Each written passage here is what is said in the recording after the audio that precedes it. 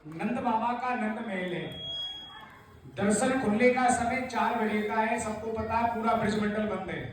पर आपको 5 से 10 मिनट में प्रभु का दर्शन यही बैठ के सबको आराम से होगा। और 3 दिन की आयु में नंद बाबा प्रभु को यहाँ लेके आए थे और 9 साल 49 दिन भगवान इसी नंद भवन में रह के पूरे ब्रजमंडल में अपनी नंगे पैर गाय चराई। इस नंदे गांव में आ जाने का क्या फल है कि वृंदावन सो वन ही और नंदे गांव सो गांव और वंशी बरसो वटने ही श्री कृष्ण नाम सो नाम। ये नाम क्यों प्रसिद्ध हुआ है? क्योंकि भगवान श्री कृष्ण का जो अवतार हुआ था मथुरा में कंस की जेल में, जो कंपलसरी सबको मालूम है। राती रात वासुदेव जी जमुना पार करके ले गए गोकुल गांव, क्योंकि नंद बाबा यहाँ नहीं रहते थे, मूल निवासी रहने वाले थे गोकुल गांव के। जब गोकुल में पूतना सट्टासुर अघासुर तृणावत अत्याचार करने लगे तो नंद बाबा गोकुल गांव को छोड़कर अपने नाम से ये गांव बसाए जिसका नाम है नंदगाम धाम।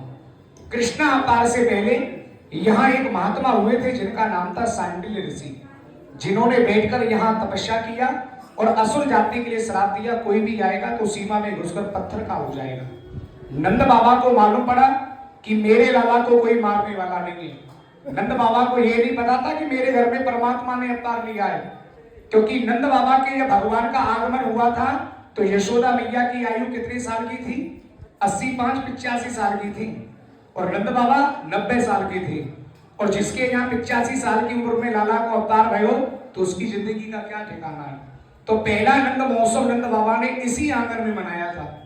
जो जन्माष्टमी हम आप लोग अपने घरों में मनाते, घर में कोई लड़का होता तो उसकी भी खुशी मनाई जाती है, उसमें 2 शब्द ज्यादा घुसा देते, कल हैप्पी बर्थडे है, पार्टी होगी, घर आ जाना। तो ठाकुर जी का जब उत्सव मनाते हर साल मनाया जाता है, हर घर में मनाया जाता है, हर देश में मनाया जाता है। तो कोई ये नहीं कहता है कल हैप्पी बर्थडे में जा रहे हैं, अड़ोसी पड़ोसी भी बोल दिया जाता है कल प्रभु के उत्सव में चलना है, नंद महोत्सव है, सज समर के चलना।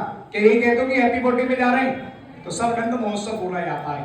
और कैसे मनाया कि नंद के आनंद भयो जय कन्हैया लाल की, और हाथी दीने घोड़ा दीने और दीनी पानी की। और एक बार सब लोग मिलकर बोलो जय कन्हैया लाल की, जय कन्हैया लाल की, जय कन्हैया लाल की, जय कन्हैया लाल की। तो भैया नंद बाबा के पास में आप लोगों ने सुना होगा रुपया पैसा सोना चांदी धन नहीं था।